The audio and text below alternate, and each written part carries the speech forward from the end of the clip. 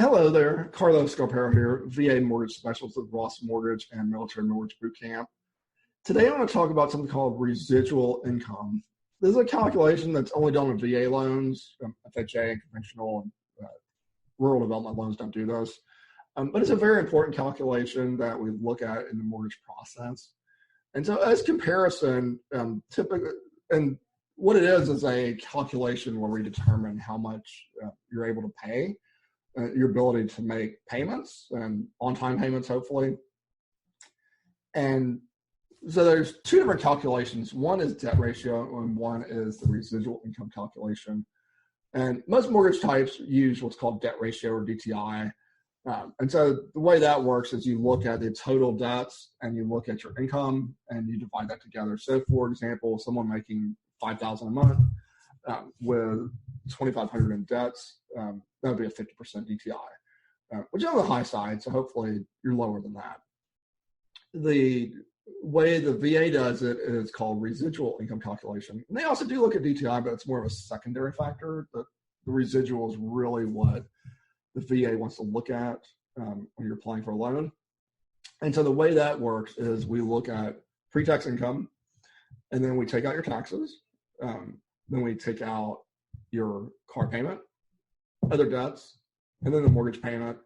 And we're also going to look at child care. And finally, the utilities for the property, and that's calculated at 14 cents per square foot. And after all is taken out, hopefully you have money left over, and that money is called residual income. And so the VA has set minimum guidelines on what that residual income should be. And then we look at those guidelines and make sure you fall within those guidelines. And so, for example, here in Ohio, we have our own set of charts. And so here in Ohio, there's actually two sets of different guidelines we can use. We can either use for incomes that are $79,999 below, property value $79,999 below, and the other one where the loan amount is $80,000 and above.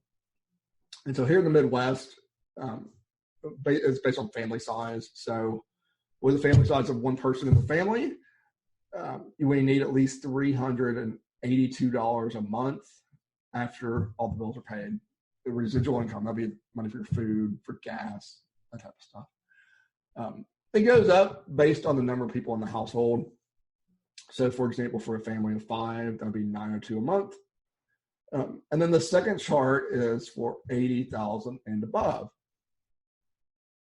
And I don't know why they picked that as the breakoff point, but they did. So for $80,000 above, it starts with a family size of 1, $441 a month. Needs to be left over after everything's done.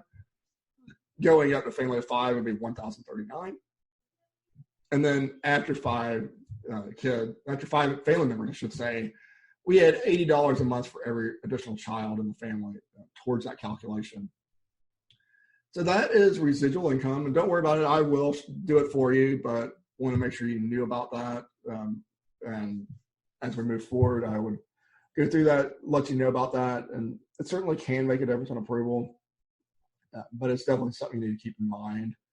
As always, if you have any questions, feel free to give me a call. My number is 937-572-3713. I can also reach us Scarpero.com. That is SCARPERO.com. I am licensed in Ohio, Kentucky, and Michigan. So if you're in any of those areas, look forward to talking to you. If you're outside of those areas, I do have some contacts all around the country. I'm part of this program called Military Mortgage Bootcamp. I know a lot of people, so feel free to give me a call as well. Look forward to talking to you soon.